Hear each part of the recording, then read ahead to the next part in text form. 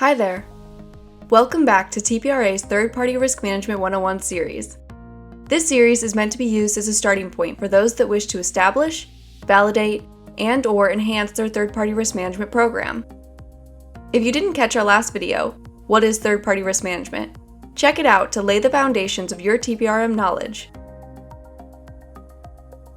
In our last video, we referenced a third-party risk management lifecycle consisting of 6 phases, which make up a strong TPRM program. Today, we will be discussing the first phase of the TPRM lifecycle, Program Planning and Oversight.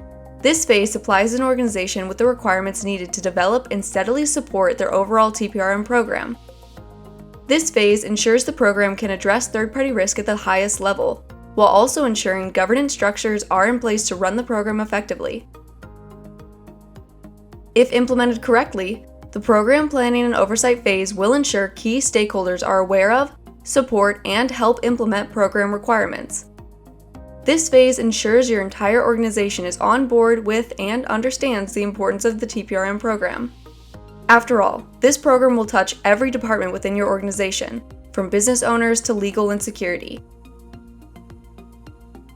In this video, we'll cover establishing executive support, policies and procedures, inventory of third parties, organizational risk appetite, program oversight and governance, metrics and reporting, education and training, regulatory compliance, and finally, program budgeting. So, where should the development of a TPRM program start? Like any strategic program that touches multiple lines of business, the TPRM program should begin with obtaining executive support.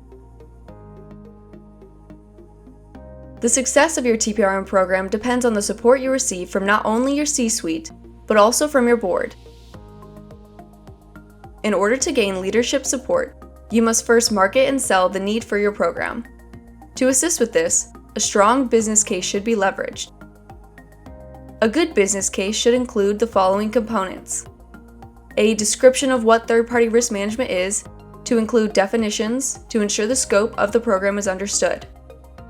Essential program features, to include but not be limited to, leadership support, enterprise-wide implementation, the TPRM framework, budget considerations, the need for a risk committee, transparency and communication, as well as reporting mechanisms.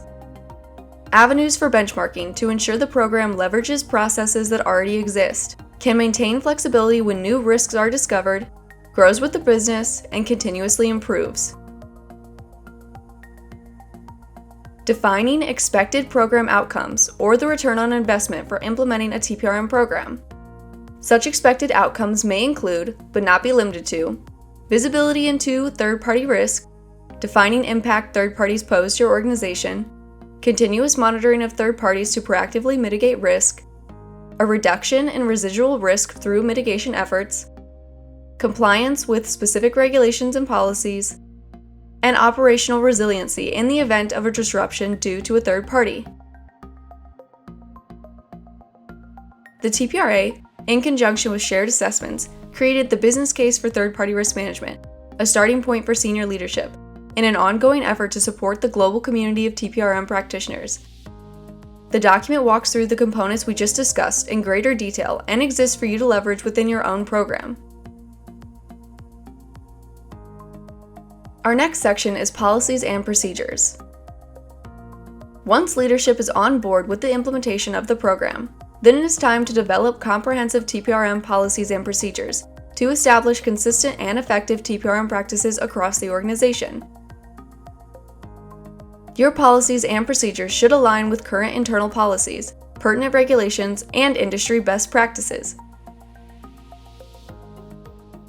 Gain and use input from key stakeholders throughout the organization to ensure the establishment of your policies and procedures is successful. Your organization should then review the policies and procedures on an annual basis and perform updates if necessary to continue align with best practices and respond to emerging risks. Policies should note the terms and expectations of your TPRM program, whereas procedures should detail the actions required to implement your program. At a high level, policies and procedures should Provide a purpose statement that notes the role TPRM will play within your organization. Include definitions for third-party risk management terms to ensure a consistent understanding throughout your organization. List all job functions that play a key role in the implementation and management of your TPRM program, as well as the responsibilities for each. Document each stage of the TPRM lifecycle to ensure the structure and processes of your TPRM program are clear and adoptable. Make sure that third-party due diligence requirements must be completed before a contract is executed. Our third section is Inventory of Third Parties. It is imperative that you develop and maintain an up-to-date inventory of your third parties to ensure your TPRM program has sufficient coverage of third-party risks. Please keep in mind that based on your organization's definition of a third party, your inventory may not simply be based off of the contracts you have in place with other organizations. There are several sources you can leverage, such as accounts payable, software discovery tools, and business owner surveys, to better understand the third-party relationships your organization has in place. All third parties, whether contracts are in place or monies are exchanged, should be noted within your inventory. You may then choose to note certain third parties as in or out of scope once you move through the TPRM process. However, you will at least be able to evidence that you reviewed them all in some capacity. Within this activity, you may find it beneficial to establish sub-service categories for products and services third parties provide to your organization. This ensures you better understand how the business leverages the third party's products or services. Categorizing third-party services also allows you to determine if a third party should be in or out of scope for specific due diligence activities. Once you have an established third-party inventory, you will want to collect and maintain certain data elements related to your third parties within a central repository. Establish a process to add, maintain, and remove third-party information from your inventory on a regular basis to ensure it is always up to date.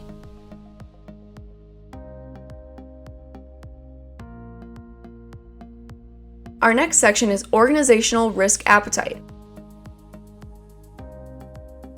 Establish risk rankings for your TPRM program and ensure they are in line with your organization's risk appetite, or the risk your organization is or is not willing to accept.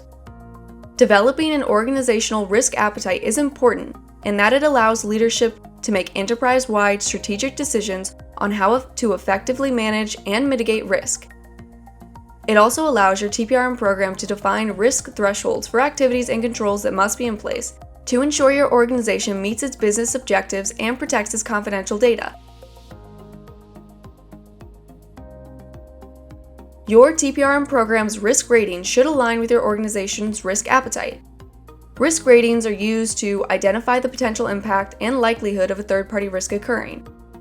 Once an inventory of third parties is established, the next step is to run them through an inherent risk questionnaire to identify the risk before controls are assessed.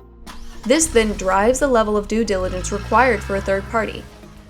It also assists with tiering your third parties to ensure your program is risk-based.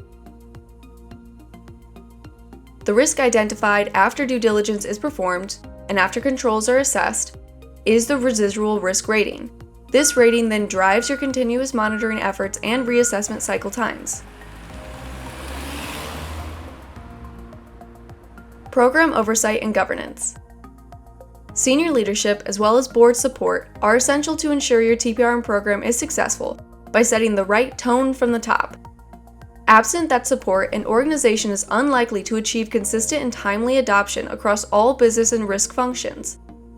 Since third parties generally support all aspects of a company's operations and revenue-generating activities, the scope of their risks ultimately mirrors every aspect of your organization. As a result, only enterprise-wide implementation will ensure a TPRM program covers all relevant business risks for a firm.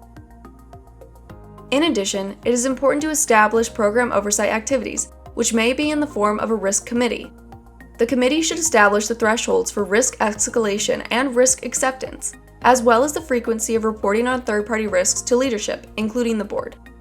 Ultimately, the Oversight or Risk Committee takes the information gained from your TPRM program and uses it to drive risk-informed decisions. Metrics and reporting. Ensure you establish measurable, specific, and relevant metrics for your program. Metrics should guide the development and execution of your program, as well as inform stakeholders of the overall risk landscape related to your organization's third parties. Reporting should be tailored to a specific target audience to ensure they make data-driven decisions after reviewing the information. Target groups that should receive regular TPRM updates can include, but not be limited to, the board, who receives updates on the overall health of the TPRM program as well as the mitigation activities for higher-risk third parties.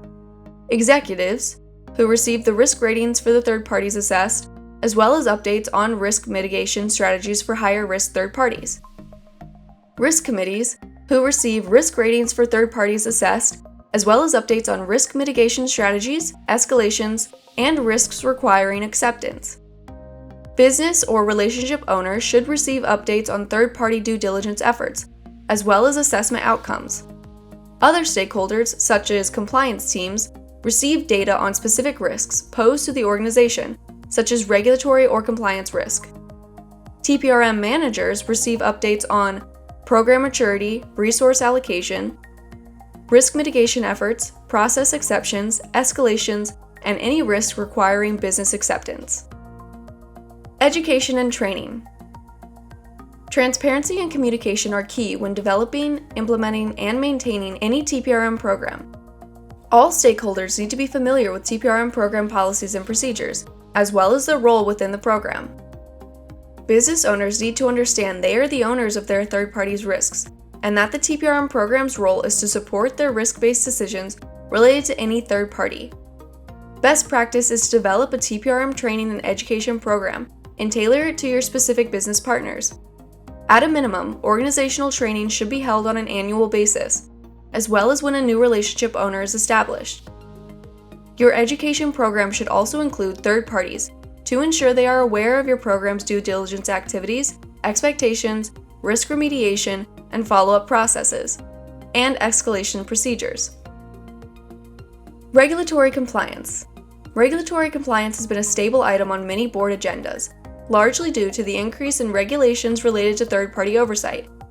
There are a variety of reasons behind this focus, but the main drivers are related to the threat landscape growing in complexity, momentum of digital transformation, political and social unrest, as well as responses to the global pandemic. The regulatory risk your third parties do not address can present both reputational and financial risk to your own firm if your organization's name comes up as purchasing services from said third party, should an issue arise. As a result, regulatory agencies are mandating you to understand the risks associated with doing business with your third parties. Ensuring your third party is complying with pertinent regulations may result in a reduction of regulatory fines on your organization. Ensure they are operating with integrity and actively preventing attempts at bribery, corruption, and other threats. Our last section is budgeting. Establishing basic or even aspirational objectives under a TPRM framework requires a realistic alignment with available budgets to support risk operations.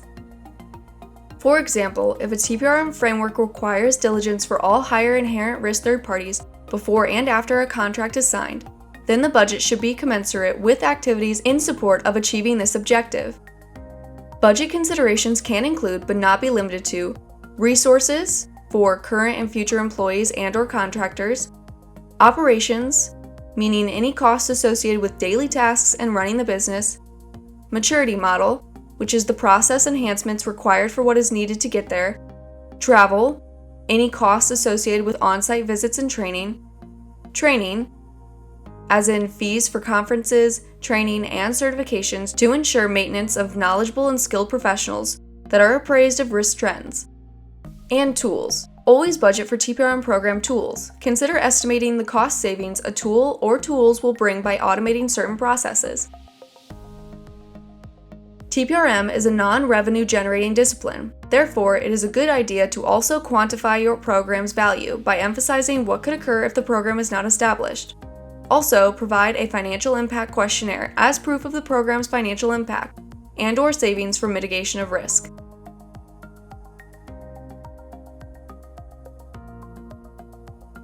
We hope you found this session of Third-Party Risk Management 101 informative. Our next video will explore pre-contract due diligence, where we will dive into the inherent risk assessment, as well as pre-contract due diligence activities. Remember to like, share, and subscribe to our YouTube channel for more informative TPRM videos. Follow our socials to stay up to date on what's going on at the Third Party Risk Association. And join TPRA as practitioner member to gain access to even more awesome resources for program enhancement. Standard practitioner membership is free, so what are you waiting for?